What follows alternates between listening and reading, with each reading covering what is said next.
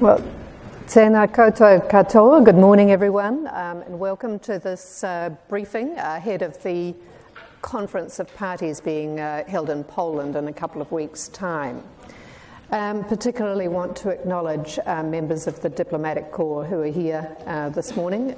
Do appreciate your interest in a briefing from New Zealand about the COP. For those who don't know me, I'm Jo Tyndall, the Climate Change Ambassador for New Zealand. With us today, we've got a number of the expert and lead negotiators on the delegation, some of whom are sitting up front, starting from the far left: Anna Broadhurst, Kate Wilson-Butler, Steph Lee, and Victoria Hatton. And each of these people will be speaking at different parts of the presentation we'll give you. But there are also other experts I'll probably call upon or point to over the course of the discussion this morning. We want to give you a brief rundown, well, perhaps not so totally brief, but a rundown on the COP, which is a many-faceted thing, and then leave plenty of time for Q&A at the end. So just to begin with, this is a significant COP. It's been described as Paris 2.0, and the reason for that is because its primary objective is to ensure that the rule book, the guidelines that underpin the Paris Agreement can be concluded this year. So just as a recollection, the Paris Agreement was adopted in December 2015. There was a record quick entry into force. It enters into force, the threshold for doing so was met a little under a year later, in 2016. And that meant that 2 years that we had kind of thought we would have before entry into force occurred, 2 years got shaved off the time frame within which we were due to conclude negotiations of that rule book. So the deadline is now fast approaching, and these rules and guidelines are what will make the Paris Agreement fully functional. If you think of the Paris Agreement itself as the what, the high-level understandings and provisions about how action to be taken on climate change, then the Paris Agreement work program is essentially the how. The detailed guidelines, the processes and so on that will need to be put in place to make sure that parties are being transparent and accountable for the actions they're taking under the Paris Agreement as parties to it. So some of that is about how we mesh with or transition from current arrangements under the Convention or the Kyoto Protocol. For example, the enhanced transparency system under the Paris Agreement is going to supersede those current arrangements. Another example, I guess, is the Adaptation Fund, which is a creature of a function of the Kyoto Protocol, will serve the Paris Agreement, but may during a transition period, or is likely during a transition period at least, to serve both the Kyoto Protocol and the Paris Agreement. There are also some totally new rules, of course, and features of the Paris Agreement, in particular its ambition cycle, which is particularly focused on the global stocktake, the first of which is due to take place in 2023. So I think we showed this slide last year, and we are acutely conscious that the small print is not readable on the screen, but it just gives you a reminder that there are 6 bodies that will meet in Poland. And just running through them from the top, you've got the COP, the Conference of Parties, which is the governing body for the UN Convention on Climate Change. You've got the CMP, which is the governing body for the Kyoto Protocol. And of course, the second commitment period of the Kyoto Protocol goes through until 2020, so there is ongoing work for the Kyoto Protocol to do. The CMA is the governing body for the Paris Agreement. It's still in its infancy, but it will need this year to adopt the Paris Agreement Work Programme outcome. So that Paris Agreement Work Programme is being undertaken primarily through the APA, the Ad Hoc Working Group on the Paris Agreement, which I have the privilege and the scary responsibility for co-chairing. So the APA has on its agenda the bulk of the Paris Agreement Work Programme issues around mitigation, adaptation, transparency, global stocktake, the Compliance Committee, Adaptation Fund, and a lovely sort of catch-all agenda item that is called Possible Additional Matters, or PAMs. So once the Paris Agreement Work Programme is concluded, then the expectation is that the APA will be disestablished. Then, of course, there are two permanent standing bodies, the subsidiary body on scientific technological advice and the subsidiary body on implementation, SBSTA and SBI. Those two standing bodies meet at every COP, and they have big agendas. Some aspects of the Paris Agreement Work Programme are allocated to them, notably work on carbon markets, or Article 6 of the Paris Agreement, and aspects of finance, accounting for climate finance, Article 9.7, and the ex-ante information about finance being provided under Article 9.5. So we do have somewhere carbon markets negotiator here, and also Kate Wilson-Butler will be talking about the climate finance aspects in a little while. But in addition to that Paris Agreement Work Programme, of course, there's a large amount of ongoing work, and we will touch on that, some aspects of that as we go through. So, there's not only the Paris Agreement Work Programme, but a number of other significant aspects to the COP, and we'll just walk briefly through those. Maybe it's a trot rather than a walk. So first listed there under after the Paris Work Programme is the Talanoa Dialogue. Steph Lee will talk about that. She's had the privilege and fun of participating in a number of Talanoa exercises over the course of the year. And that's a high-level stocktake of global progress that has been made on climate change to date. There are other scheduled high-level events, including a Leaders' Day on the 3rd of December that Poland has convened, a high-level finance dialogue, Kate will mention that, and also she will talk about a pre-2020 stocktake, another stocktake of what has been achieved to date. Under the ongoing business, the BAU heading there, a couple of things we want to particularly highlight are the Coronivia joint work on agriculture, which Victoria will talk about, that work being, of course, of particular interest to New Zealand. And finally, we've got the now traditional Global Climate Action Agenda, the Marrakesh Partnership launched that complements the formal negotiations by showcasing action on the ground. And this year, we're very excited to be running a major agriculture-themed event called Action Agriculture as part of this, and again, Victoria is going to outline Action Agriculture for you. So, who will be in Katowice?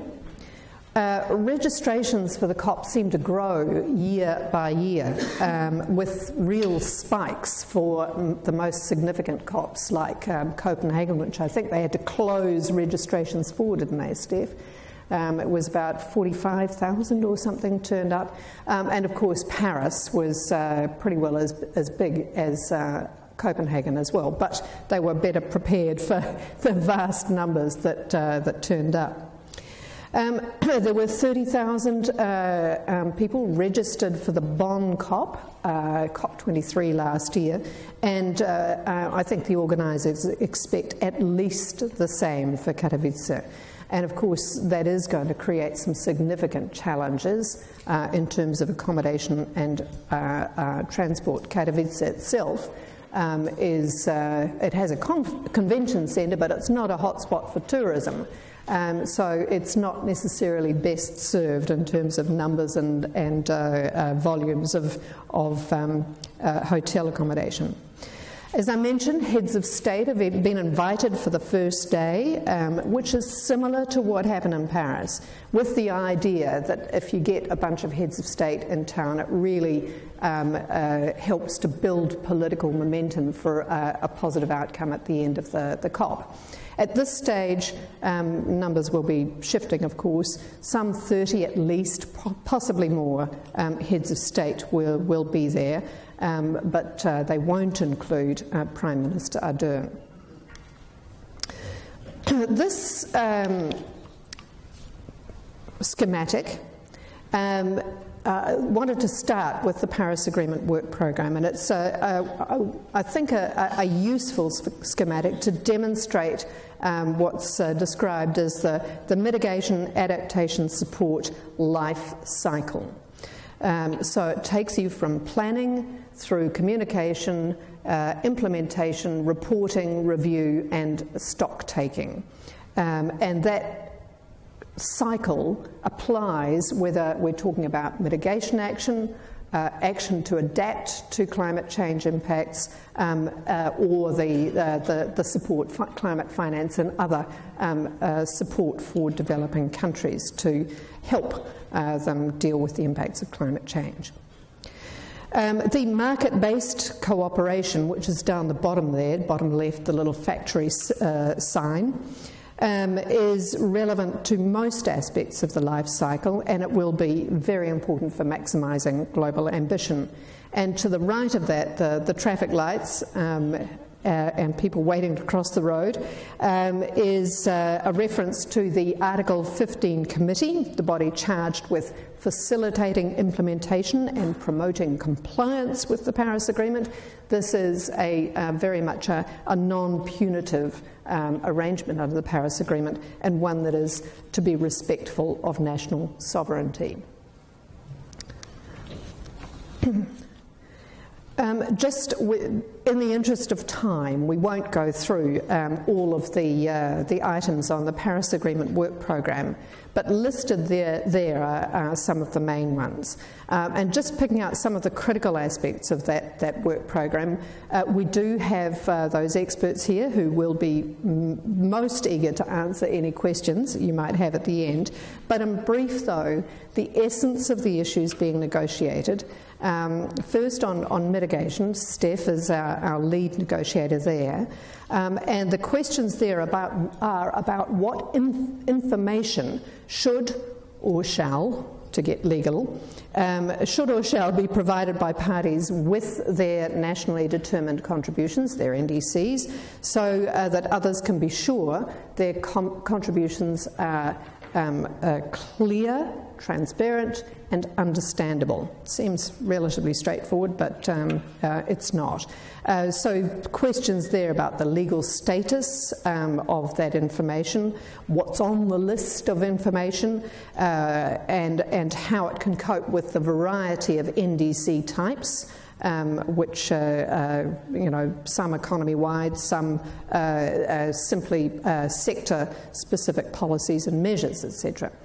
Whether that information is restricted to mitigation only, and whether there is any different treatment for developing countries in terms of the information. Mitigation also addresses accounting, and the accounting approaches that parties will be obliged to apply to their subsequent NDCs and may, on a voluntary basis, apply to their current ones. And those will particularly deal with the land sector, with carbon markets, and with the methodologies to be applied to targets and to then tracking progress. We don't expect there to be a hugely detailed negotiation, for example, of land sector accounting, but definitely, at the very least, we'll be talking about a principles-based approach and thinking about how accounting under the Paris Agreement may draw on the existing accounting approaches under the Kyoto Protocol or the Convention. Amelia Guy-Meakin is heading up the negotiations on adaptation. And there the question is about what guidelines should apply to adaptation communications. These are non-mandatory under the Paris Agreement, but should those guidelines be general? Should they be specific to the reporting vehicle that parties use? This is all really lovely arcane stuff. I'm sure you'd all love to be in the rooms listening to the details. And then the next on the list is transparency. Helen Plume, who I was saying just before to Jonathan Boston, has been to every single COP bar one. So this will be your 23rd COP, Helen. Transparency is absolutely at the core and the heart of the Paris Agreement. It is about reporting and review. So giving parties confidence that they are taking the action they have promised they would do. And so a couple of critical questions there are how and when we make the transition from the current arrangements under the Convention, the Kyoto Protocol, to the new enhanced transparency system under the Paris Agreement, and how, when we design this new system, how flexibility is to be accorded or applied to those developing country parties that need it. Next is carbon markets, and there are three components to that. The section dealing with, under Article 6.2, dealing with internationally transferred mitigation outcomes, ITMOs, lovely acronym that one, a new Paris Agreement specific market mechanism to be set up under Article 6.4, and a non-market framework under Article 6.8. So significant issues there are around making sure that, that markets under the Paris Agreement and international cooperation operate on the basis of environmental integrity and without any double counting. And another significant issue there is around meshing what is being done under Article 6 of the Paris Agreement with the transparency work and with the accounting work under the mitigation section. I won't dwell on climate finance because Kate and Ali, who's also here, Alison Carlin, will cover it shortly, but it is relevant to almost every part of the Paris Agreement work program, and the two negotiators will be exceedingly busy. The global stocktake is not listed on that slide, but it is another important area, and the two things it has to do is to work out what the inputs to a 5-yearly global stocktake should be and the modalities for running such a global stocktake.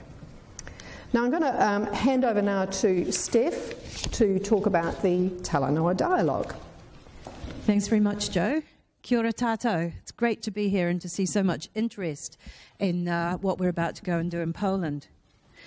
Talanoa is a real innovation in the UNF Triple C process. Now, some of you may know that Talanoa is a Pacific concept, and it's really about sitting around in a small circle without any impediments like tables or desks or anything in front of you, and telling stories. And through telling stories, working your way to solutions, working your way to cooperation, to collective endeavour. So when Fiji took over as the presidency of the COP, they were faced with something called a facilitative dialogue, which is to give information, get the world going, as we think about how we resubmit our NDCs in 2020, and with an idea of getting in more ambition. And so Fiji has called it Talanoa for Ambition, because it's a conversation about how we can all collectively increase the ambition that's necessary to meet the goals in the Paris Agreement. Now, I say it's been a year-long global conversation because it hasn't just happened in any given country. It's happened regionally. It's happened at the UNF Triple C. But most importantly, it's not been just about negotiators or government officials or anyone like that. What we've done at the UNF Triple C has included a lot of non-state actors, NGOs, business, various kinds of umbrella groups, indigenous groups. We've heard a lot of voices bringing to the conversation what they're doing, their ideas, their hopes, their fears. And we've really learnt a lot more about what each other is thinking, what drives us, what worries us. But beyond that, these conversations have been held all around the world. There have been business groups, NGO groups, universities who've all had these conversations too. And all of that information has been collected up and submitted through a portal in the UNF Triple C website. And I think it was today, Helen, that a summary report of sort of all of that has come out. So there's been a huge number of inputs. The conversations have all covered those three key questions. Where are we? Where do we want to be? And how do we get there? And we're really now getting to the pointy end of the how do we get there. Now, one of the major inputs into this process has been the IPCC 1.5 degree report.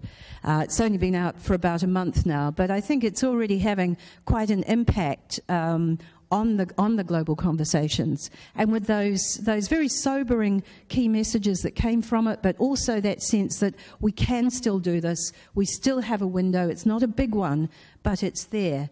So that's a very important input that's going into the final political level talanoa that will be happening in a couple of weeks in Katowice.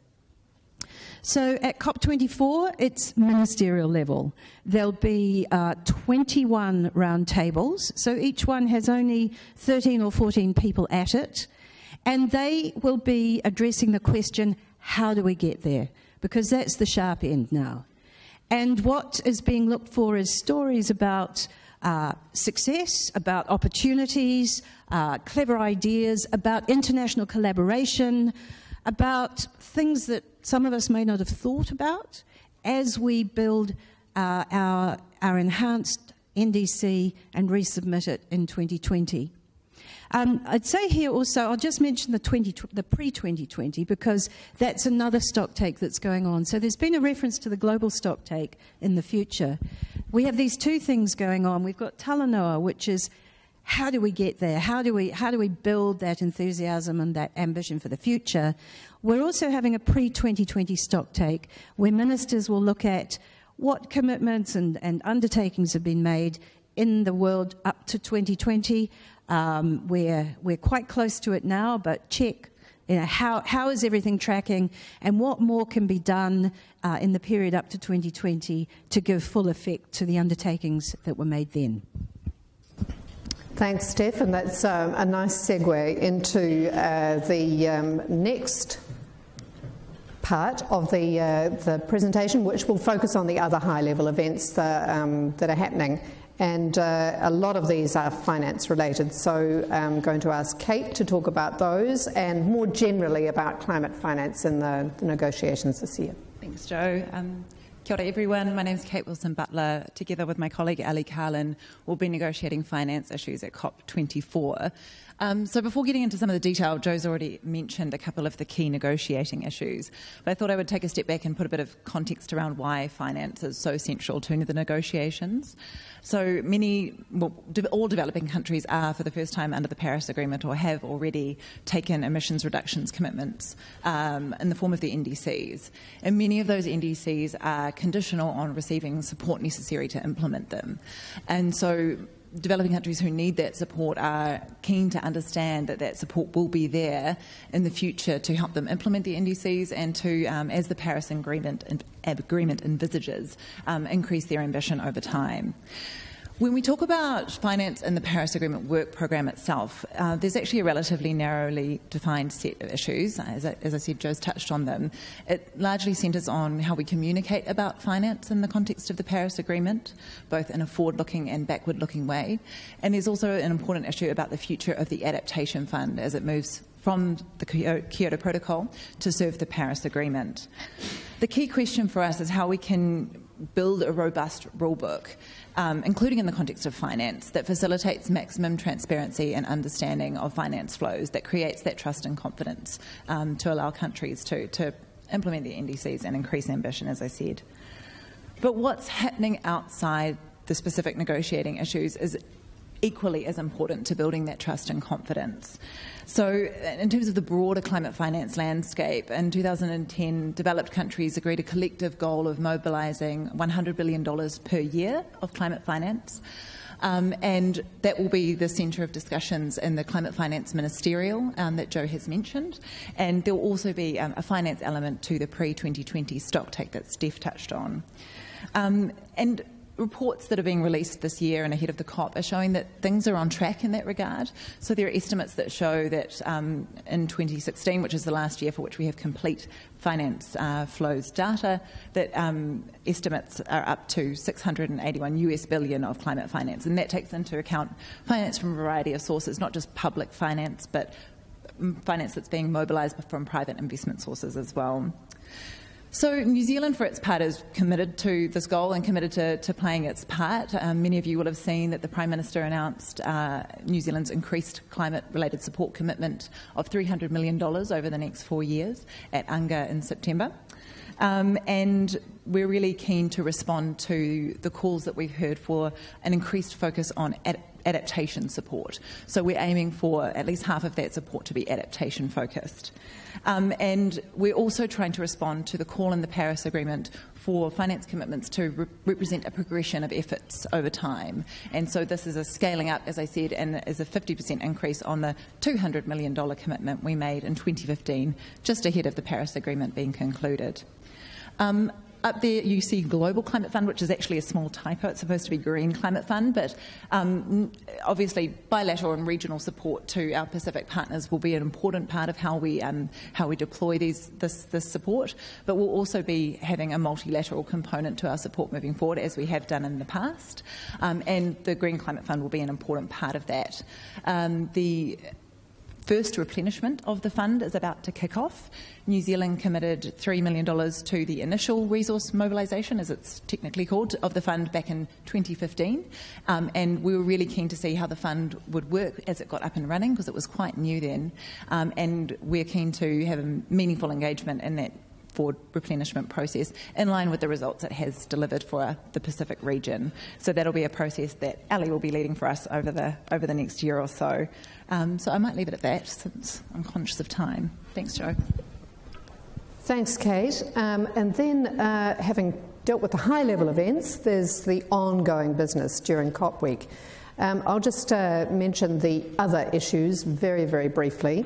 So there's a reference there to transparency and action. MA and FSV, the UNF Triple C love of acronyms, stands for multilateral assessment and facilitative sharing of views.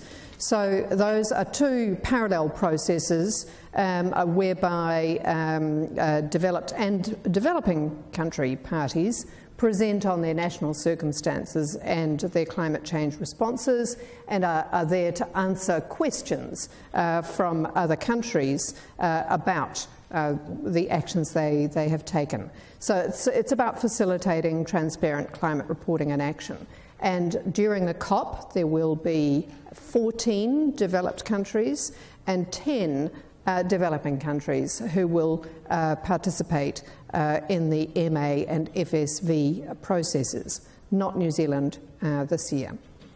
Secondly, there's reference to the WIM, the Warsaw International Mechanism on Loss and Damage, a really important forum where countries are going to discuss the WIM's annual report, which will include recommendations from the task force on displacement, and that's obviously an issue that's been of particular interest and focus for us in this part of the world.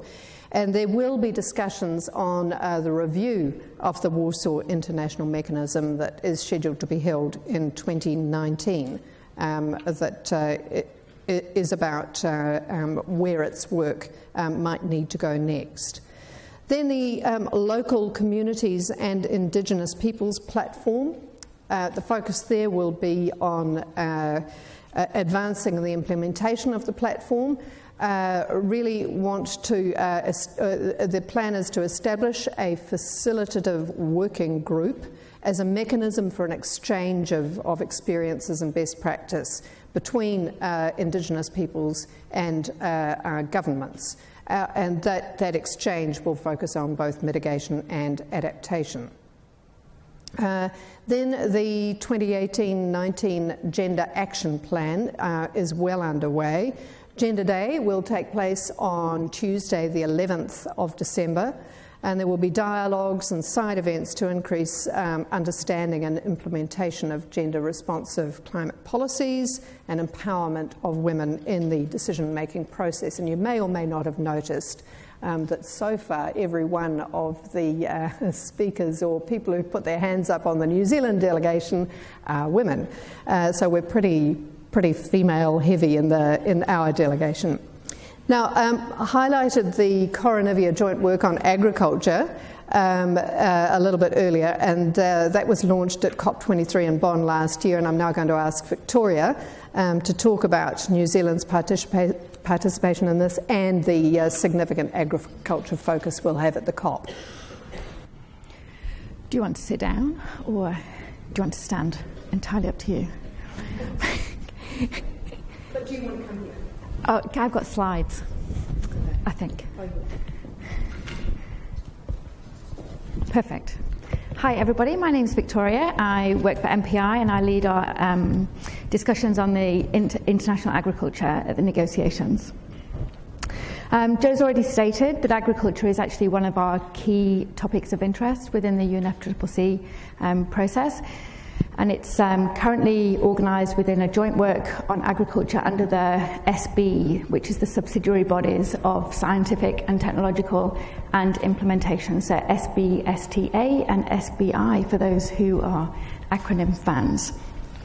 So the decision to host a joint work on agriculture was taken at COP23 in Bonn last year, rather than under the Global Climate Action Agenda, as it incorrectly states on the slide, for those who noticed. It's aptly named Coronivia after an agriculture research station in Fiji by the Fijian presidents of COP at the time. So the KJWA, as it's now fondly known, another acronym to remember, symbolised a breakthrough in the agriculture negotiations after an 8-year lull. And New Zealand really supports the KJWA as a framework for bringing together and gathering the vast array of knowledge, know-how and best practice that's available across all the parties. Earlier this year in Bonn, we negotiated and agreed a roadmap. And this roadmap is a guide for how the KJWA will deliver its outcomes over the next 2 years. The two-year programme of work for the KJWA roadmap is very technical. 6 workshops are to be delivered between now and the end of 2020. And they will cover a range of issues from adaptation of climate change through soil, livestock, socioeconomic characteristics of food security, and technical things like nutrient management. So, and as a result of these workshops, a series of reports will be delivered, and these will be made available on the UNF Triple C portal. Unfortunately, the way the roadmap's been developed, there's not a lot of opportunity for us to talk about mitigation because it is a very technically heavy programme of work. So we're just going to have to try and be determined and persistent to ensure that mitigation always remains sort of a fundamental importance in that conversation. And for those of you who are interested and who've sort of looked into the roadmap, it's not very modern in how it's being delivered. So it's we're hoping that over time, and when we build relationships and trust across the sort of the KJWA, that more people will be wanting and keen to work in a more modern way, much smarter, so that we'll get some more some faster decisions from group working and that kind of modern approach. So while the KJWA and roadmap were agreed under the UNF Triple C, must be mindful that there's a lot of work going on outside of the UNF Triple C to also move that conversation and dialogue along. New Zealand continues to support the Global Research Alliance on Agricultural Greenhouse Gases and the Climate and Clean Air Coalition, both of which also have a spot in the margins of the UNF Triple C. So what objectives do we have for COP24? The first technical workshop of the KJWA will take place on the 3rd of December, which is the Monday. We have a full day slot. And the workshop will broadly cover what's called modalities of implementation, which is looking at how to deliver the outcomes from previous workshops of issues related to agriculture, but also the future outcomes of the KJWA. So New Zealand has submitted its views on how this workshop will run, and we requested that the Secretariat take the broadest possible view of modalities of implementation, so that we build on more than just the bodies of the convention, and we can bring in important conversations from the Talanoa dialogue, as well as from the technical expert process, which runs alongside. So in our submission, for those who have read it, we decided that it was really important for us to put our money where our mouth was, and we've made a voluntary contribution to the KJWA, and we've tagged it to a workshop on livestock, the hope being that we can bring the world to New Zealand to demonstrate what best practice in livestock management is. And we are hoping that through the COP24 we can get all-party agreement to hold that workshop in New Zealand, and then the UNF Triple C Secretariat will take responsibility for it. So our key message for COP24 will be how important it is to enable us to have deep dives into topics of substance and importance outside of the UNF Triple C process, but in collaboration with the UNF Triple C. And we expect to do that with party support, as well as support of organisations, observers and accredited organisations. So that's for the KJWA. Now I get to talk about exciting things. Action Agriculture. So Action Agriculture is our side event under the Global Climate Action Agenda. Last year we held one side event. This year we've worked in collaboration with our partner countries, France, Australia, Ireland and the Netherlands, to come up with a series of 10 side events across 3 days. 3 days being the 10th to the 12th of December, so Monday, Tuesday, Wednesday of the second week. The beginning of the Action Agriculture event will be hosted by Minister James Shaw, and that starts at 1:30 on Monday the 10th of December for anybody who's attending. So the side events will bring developed and developing countries together, the idea being to build on the Talanoa idea of sharing stories, sharing knowledge, know-how, demonstrating best practice, and we're doing this in order to demonstrate how we can achieve the triple win, and that triple win being increased resilience to climate impact, improved productivity of the agriculture sector, and reduction of greenhouse gas emissions. And New Zealand will specifically host four side events, across those 3 days. One is on agriculture development. One is on monitoring, reporting and verification of greenhouse gas emissions. We have one on raising ambition of agriculture and NDCs, and we have two events making use of the private sector delegation that are coming with us on looking at on-farm emission reductions. And we do have a great private sector or agriculture sector delegation coming with us representing Dairy New Zealand, Beef and Lamb New Zealand, Ravensdown, Ngā Tahu, Agrioptics and Federated Farmers. And the aim really for Action Agriculture and for our agriculture sector delegates is to demonstrate the practical ways in which countries can really include agriculture in their NDCs, and how the idea being that we can give them examples of how they can think about raising ambition by including agriculture in their NDCs from 2020 onwards. Thank you. Well, thanks, Victoria, and love the block, the primary colours there. For those of you who follow us on Twitter, we will be tweeting regularly to remind you about the Action Agriculture events as they come up, and look forward to those of you who are going to be in Katowice in a couple of weeks' time being there. Now, just close to the end of the presentation, we thought it would be useful to start talking about New Zealand's objectives for the COP. So I'm going to ask Anna to talk about that.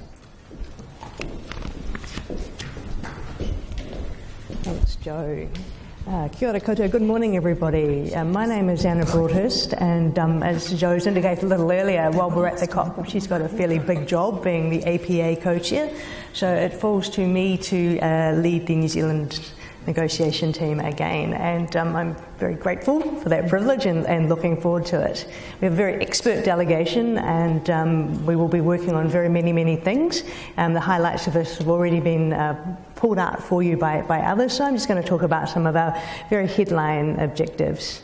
The first of these is effective implementation of the Paris Agreement.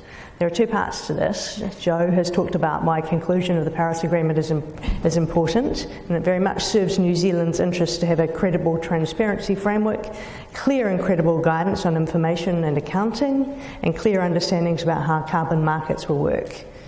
We also want to have clear understandings amongst donors and recipient countries about how information on finance flows is going to be managed within the UNF Triple C. And we also want to meet the deadline. The deadline was that we would finish the Paris Agreement work program at this COP, and it's really important that we do. Not only does this show the Paris Agreement works, but it also shows that multilateralism works. So the effective implementation of the Paris Agreement being secured by the rulebook at this COP is our top priority. Steph has mentioned the Talanoa dialogue, and it's a key objective for New Zealand that because of the part it plays in the agreement's ambition cycle as a sort of precedent for the global stocktake, that it is effective, that is useful, and the output that comes from it is something that can be used by parties. Steph's explained the potential the dialogue has to shore up countries' ambition and to send signals that build trust and confidence amongst countries and investors within them. Those signals are really important for New Zealand as a player in the world.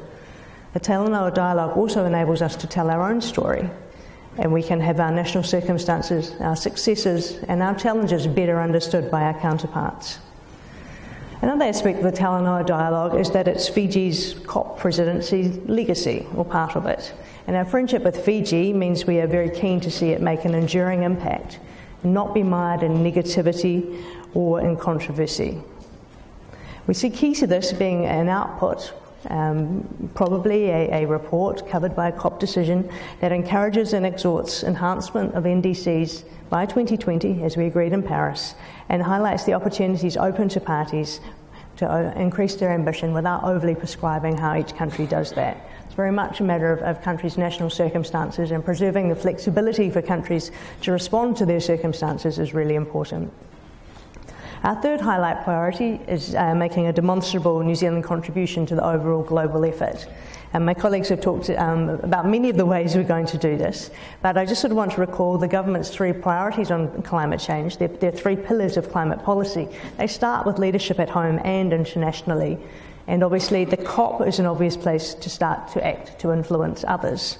We're looking to do this through a number of ways. Jo's co-chairing of the APA is one, convening the Action Agriculture event and supporting the KEJWA, they've been mentioned, and they are important contributions. We'll also be following through on the inaugural meeting of the Carbon Neutral Coalition that Prime Minister Ardern convened in New York, and this follow-through will be a ministerial focus on the next steps. We'll be contributing to the strong narrative on fossil fuel subsidy reform, along with fellow friends of that's the Friends of Fossil Fuel Subsidy Reform group, in which New Zealand is very active. And we'll be using our membership of the Climate and Clean Air Coalition, the High Ambition Coalition, and the Cartagena Dialogue with other ambitious countries to plan and galvanise greater collective action. Demonstrating our commitment also involves paying close attention to the multilateral assessment and the facilitative sharing of views. This will reinforce the value that we attach to transparency and will help ensure that those processes are successful as they are sort of rolled over into their next common incarnation inside the Paris Agreement. In fact, another part of this contribution is simply telling New Zealand's story, and this will be including through the newly established processes on the Indigenous Peoples Platform and the Gender Action Platform, and we'll use these to really do our bit to help those bed in successfully. And we're looking for other places to tell our story too, and New Zealand will be speaking at other side events. Our Minister will be engaging in many program elements, and we'll be doing this to help show the world that we're supporting keeping the Paris Agreement alive and implemented. The final headline objective that I wanted to draw out this morning was standing with the Pacific. This is about making good on the government's Pacific reset and recognising many of the interests that we share with others in our region. It will look like us doing some things, sharing some more details about our financial commitment to the Pacific, ensuring the response to the 1.5 degree report is serious, supporting the work done by the Warsaw International Mechanism on loss and damage, and amplifying the region's voice on issues that really matter to it, like ambition and access to finance. And another and final very important objective to us is ensuring that Tokelau representatives are active members of the New Zealand delegation. Because of the constitutional status of Tokelau, it's Minister Kalolo and his advisors will be once again part of the New Zealand delegation, and we will work together to ensure that Tokelau has its voice heard too, and that Tokelau's priorities are reflected in New Zealand's engagement to the greatest extent we can.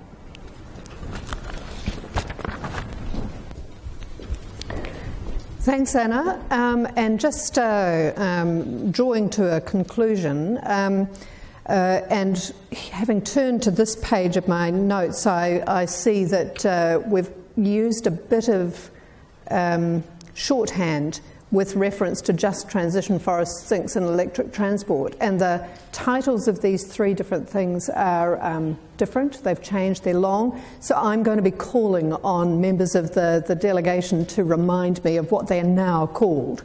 But Poland, as COP president, will, of course, prioritise concluding the Paris Agreement work programme, running the Talanoa dialogue, all the things we have talked about. But each year, each COP president obviously has the opportunity to pick on things that for their own domestic political purposes are important to them. And these three are initiatives that Poland has elected to focus on. The first is a just transition. Somebody tell me what the just transition is now. Alicia, can you? Put you on the spot. It's a long title. It's Solidarity in the Silesia region on just transition. So the Silesia region is where Katowice. Okay, Silesia region, but we clearly can't quote the current title in total accuracy. But the idea is that this declaration is something that will be endorsed at head of state or head of government level. And the particular focus will be on those who are present in Katowice, but the Poles are also keen for other heads of state and heads of government to support that declaration. The second one on forest sinks. Maya. Yes, it's called the Ministerial Katowice Declaration on Forests for the Climate. Thank you. So again, this is something that is of particular importance to Poland. The use of forests as a means of removing or offsetting emissions, something that is of importance to New Zealand as well, having included the forestry sector from day one in our emissions trading scheme, for example. So that's the second declaration that Poland is seeking to build endorsement for at the COP. But that one is not at head of state or head of government level. And the third one, who can tell me? Alicia. It's a name change. It's now the Katowice Driving for Change Together Partnership. And the Just Transition one is Solidarity and Just Transition in the Silesia Declaration. Right. Thank you. I don't know if everyone heard that, but the one that relates to electric transport is not a declaration in the same way as the other two, but it is again what would you call it if it's not an initiative for which Poland is looking for support from a wide number of countries, and it's one where we are looking at very, very closely. So with all that on the agenda, it is going to be an incredibly intensive couple of weeks for Poland as COP president, with numerous priorities to manage through, inevitable crises along the way, and real time constraints. As co-chair of the APA, I'll be doing all I can to assist the COP president to draw the Paris Agreement work program to a successful conclusion at the end of those couple of weeks. I'm sure many countries will be running, or delegations will be running a kind of sweepstakes for when the COP will finish. In living memory, there has never been one that's finished at its due time of 6 p.m. on Friday, the 14th of December in this case. So we'll be interested to hear from people what they think is likely to be the end point. But I think it's going to take well into Saturday. So just to conclude, the main challenge, of course, will be to conclude and deliver a successful rulebook that will allow us to have a fully functional, robust and credible Paris Agreement. A big challenge, and if you look at the texts that are sitting around at the moment, they confirm there is a long, long way to go, but there is very clear and widespread political will to get that Paris Agreement work program across the line. And while it'll be difficult, if that political will wasn't there, it would be absolutely impossible. So I think my own view is we've got a fighting chance of getting there. We will get a good outcome, and I hope I will live to tell the tale and and confirm that we made it.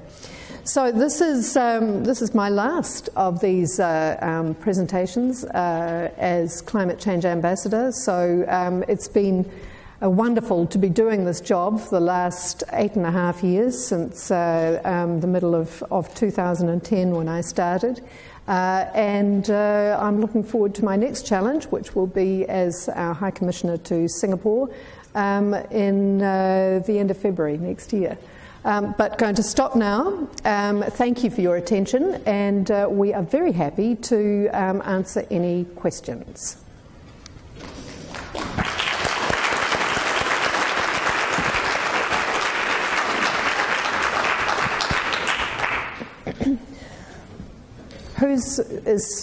Elspeth is running with Sorry, I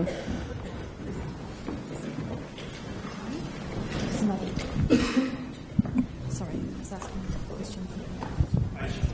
No one else here. Thanks, Joe, and good luck and congratulations on work you've done to date. Good luck to the team. I guess one for you, Kate, and I know it's possibly one you might be expecting, but finance, of course, is going to be complicated with the current US policy position. What have we got up our sleeve to deal with that? Is this on? Okay, good. Thanks for the question. Yes, it is the elephant in the finance room, as it were. And it has, I guess the US position has understandably created an additional layer of nervousness or, I guess, keenness to understand that, in fact, we're on track to achieve that trajectory in terms of the $100 billion and overall a scaling up of climate finance. But I guess notwithstanding, I mean, first just on the US position, what President Trump declared back in mid-2017 was actually that the US would not in future contribute to the Green Climate Fund. So that promise has yet to actually materialise. As I understand it, they're still engaged at the Green Climate Fund.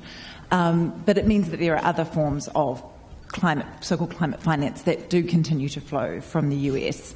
And if you look in the later, last year's budget from the US, there are actually some things that manage to slip in there that don't necessarily have climate in the title and up in lights.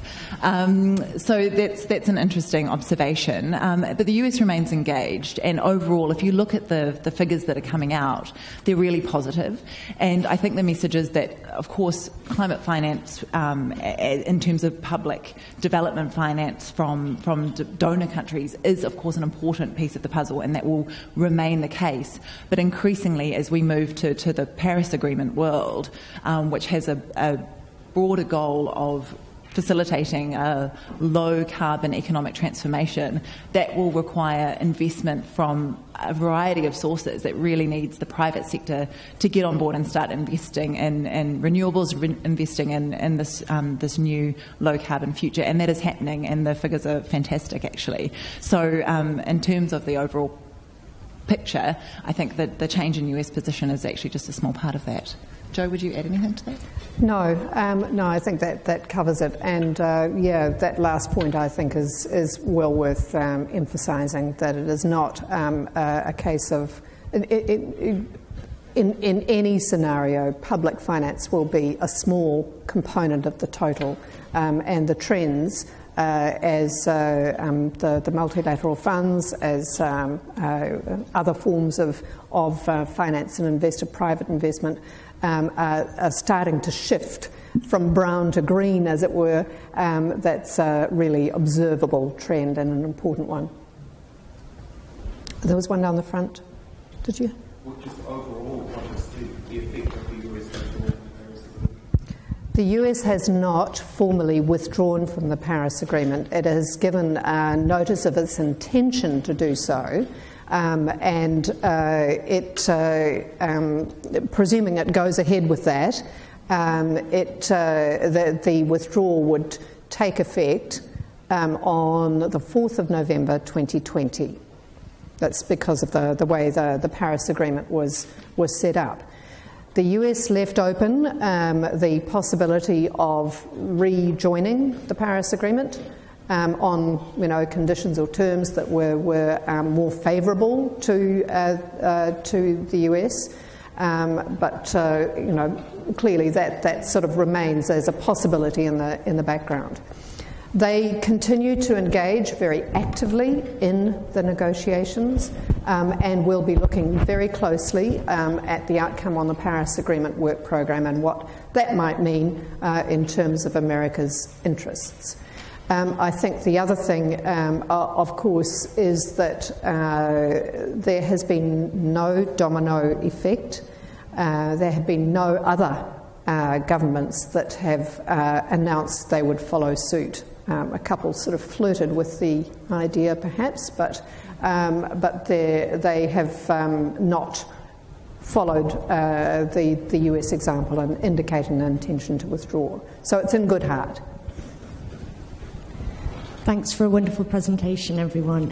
One question in regards to our support for Pacific Island countries. We know that there's lots of funds available in adaptation, but a key challenge for the Pacific is accessing it. Is New Zealand offering any support to the Pacific Island countries in order to be able to do this? And if so, can you articulate what that might be? Thanks. Do we want Ali or Kate to talk about TAPA and... Okay. I can talk about that. Kia ora tata.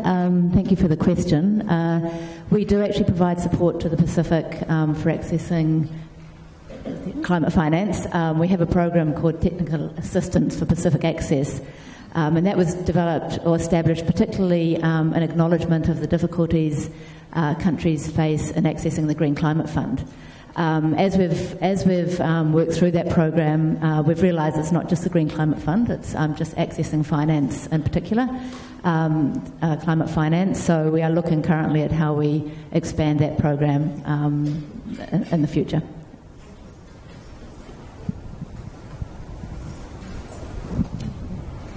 Yes, one of the climate change deniers, potentially anyhow, is Australia, our near neighbour. And I just wondered if the New Zealand delegation feels that they can help move Australia more in the direction that it should go. Interesting. Bit of a loaded question, but New Zealand works very closely and collaboratively with Australia in the context of the climate change negotiations. We have done so whatever government has been, in power, as it were, on either side of the Tasman, and that will continue. So in a number of areas, we have very, very closely aligned interests. For example, our overall objectives on the Paris Agreement work programme, the desire to provide support, climate-related support for the Pacific. Those are two examples of where we do work very closely. And again, although with the change in Prime Minister, there was a moment of potential doubt about the Paris Agreement, that was swiftly, sort of followed up by a statement confirming that there was no intention to withdraw from the Paris Agreement. There are a number of big energy issues in Australia that are of heightened political interest, and those, I think, whatever government is in power across the Tasman will have to think about how they deal with those. Thank you. So, sorry. There, and then Catherine. Yeah. You alluded to something other than agriculture, which I was relieved, and that was transport. Can you talk about what you're doing there, or what you were talking about, the initiatives that have been taken? Well, the initiative is really a statement of intention to use measures to encourage a shift to electric mobility and so on. Alicia, do you want to add anything to that? I was just thinking specifically for New Zealand, what New Zealand is doing. New Zealand, the responsibility for our domestic policy on transport lies with the Ministry of Transport. I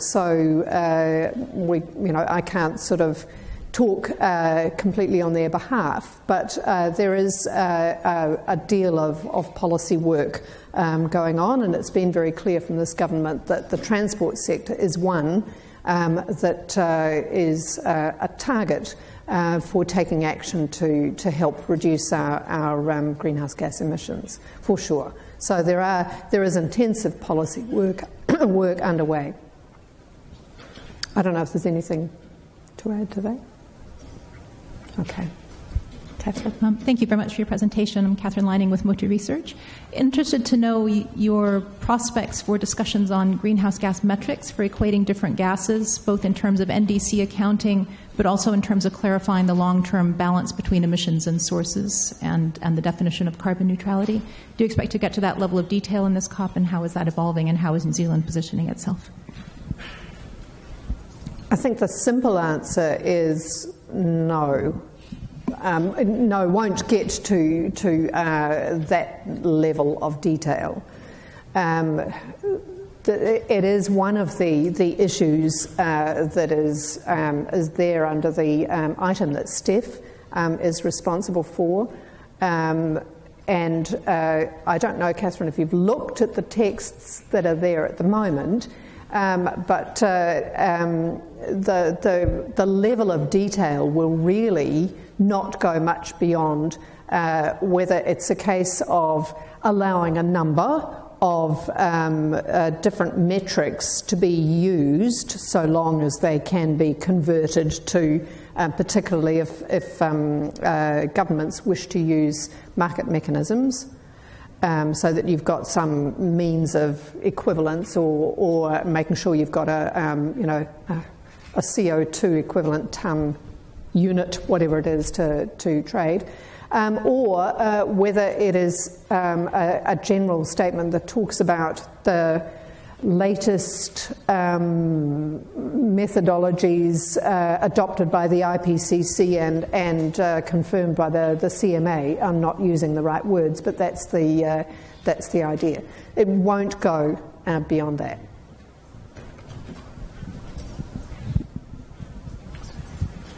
Thank you very much. As we all know, the production of meat and dairy is the major cause of our own emissions. Can someone in the team tell us what New Zealand will tell the conference, how we will ourselves implement a deep dive in our own livestock?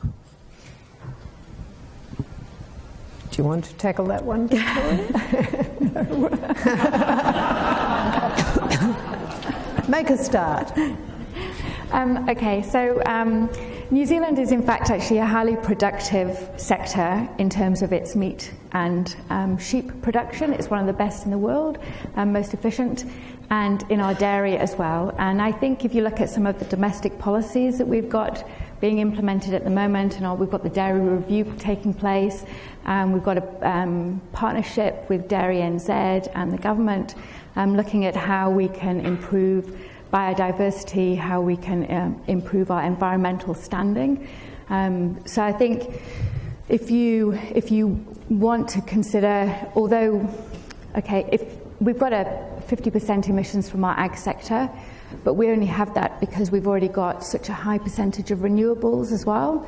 So whilst our emissions profile is as it is, and it's quite unusual for a developed country, the rest of the developed world will soon catch up with us once they start implementing their transport and energy policies as well. So I think we've got Beef and Lamb and Dairy NZ in the audience as well, so if they want to speak to some of the policies that they've got going on. I think more generally too, it's worth remembering that in setting up the interim climate committee, the government has tasked it with investigating and providing advice, amongst other things, providing advice on, and I can't quote exactly what its terms of reference are, but options for including agriculture within the emissions trading scheme, or other options for taking action to reduce emissions from the agriculture sector. So it is definitely very high on the list of areas of focus. Oh, hello. I'm Patrick Geddes from 350 Wellington. Just to pick up on that, I do find it extraordinary that we are putting ourselves forward as exemplars and best practice in agriculture when we're not yet at the ETS, and on a number of other metrics I don't think we do particularly well, but leave that aside. My question relates mainly to carbon markets, or a carbon market, as it will evolve, hopefully. In my mind, this is unprecedented in terms of this type of measure. I don't know of anything comparable on a global scale that the world has ever tried to put in place. I just wanted to know how confident are you that at the end of COP24 we will have a robust working design mechanism that we can that is going to deliver what we need, or are we just going to come out of COP24 with some high-level themes or principles? Thank you. I think I'm going to pass over to Kay Harrison, who's the lead markets negotiator, in a moment. But I'm not sure if I understand the comment you made at the beginning, because of course there has been a global market mechanism under the Kyoto Protocol, the clean development mechanism, for quite a number of years that has facilitated the trade, international trade in the carbon market. So the outcome of the COP will, of course, be, it will go further because the Paris Agreement Work Programme sets up a very clear agenda and terms of reference for what has to be decided. I explained there was more than one component under Article 6 of the Paris Agreement. So 6.2 deals with internationally transferred mitigation outcomes. So that is not a centralised market mechanism, but it is about international cooperation to maximise the ambition of taking action on climate change. And Kay can talk about that, and also about the mechanism to be set up under Article 6.4 of the Paris Agreement, which is a centralised mechanism that will sort of generate units for trade. Good afternoon, everyone, and thank you for your question. Yes, Joe's absolutely correct that we had this kind of centrally constructed market system under the Kyoto Protocol, both countries linked in terms of Kyoto-style emissions trading, and also this mechanism that generated units. Under Paris, the Paris Agreement acknowledged that that kind of cooperation between countries would occur, and said, well, we need some robust accounting around it, particularly to avoid double counting. It established a specific central unit generating mechanism that we are to do the rules, modalities and procedures for at this meeting. But what we expect to occur, and what is already occurring, is that countries all around the world are experimenting with each other on ways of cooperating. So you see the Japanese have established a joint crediting mechanism in many countries now, where they work with another country and they issue units that they share, and some of which will count towards their targets. You see more and more emissions trading schemes being established all around the world, and more conversations about linking those schemes. And that will, in the end, result in countries using mitigation from other countries to meet their targets as well.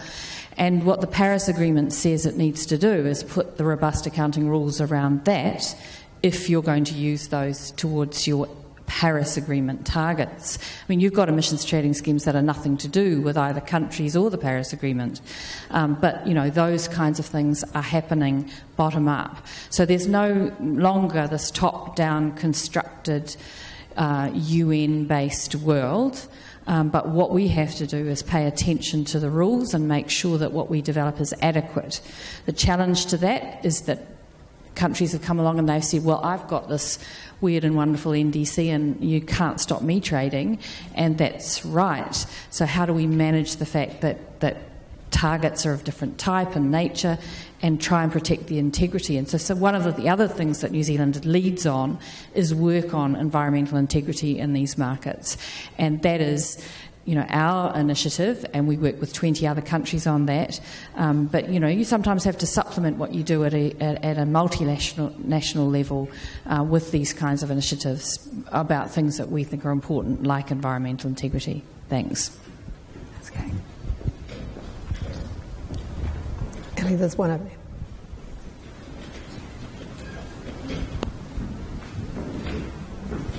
Just following on from that in regards to international carbon markets and take into account what you said there, Kay, and I think it's around 6.4. So given that a lot of countries, including New Zealand, will need access to international markets in order to meet their Paris commitments, is there an expectation of when these markets will form? And because one would imagine that these markets would, whether they come through carbon clubs or some other kind of outcome like that, is there an expectation of when these markets will start trading? Because one would expect you'd probably want to see that prior to the beginning of Paris in 2021. Is there any steer that you can give us on that?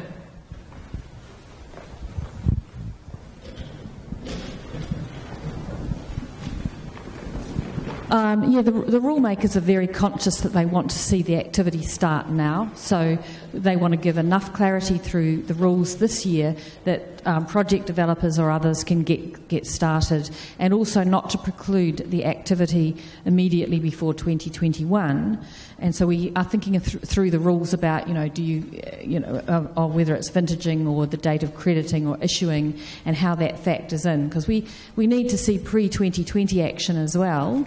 But we don't want to have this big kind of hole between what's being done pre-2020 and seeing that market operating as soon as possible from 2021 onwards or before, as you say. So that's part of what we're thinking through, that operationalisation. Good point. Thank you.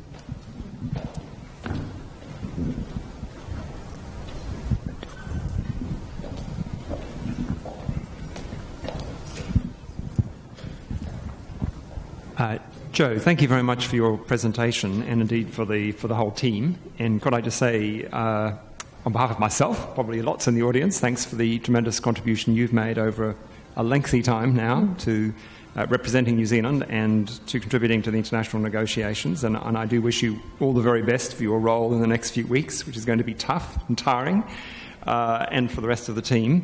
So I do hope you conclude before everyone is absolutely exhausted. I guess given your long involvement, Joe, and thinking about where we are globally, which is perhaps not where we'd like to be if we went back to 2010 with the United States on the verge of withdrawing, and the new president of Brazil sort of threatening to withdraw, and not seeming to care about the future of the Amazon rainforest, the continuing problems in Australia, our near neighbour, and so on.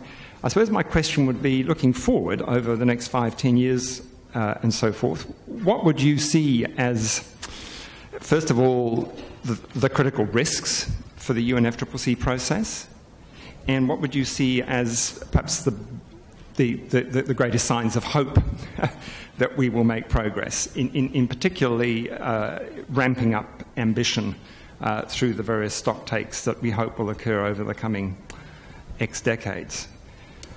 So just an opportunity for you to reflect a little bit more broadly on, lessons for the future and what we might hope for. Yeah, well, no, thanks. And it's a very thoughtful question, which probably deserves a bit of thought before, sort of answering off the top of the head.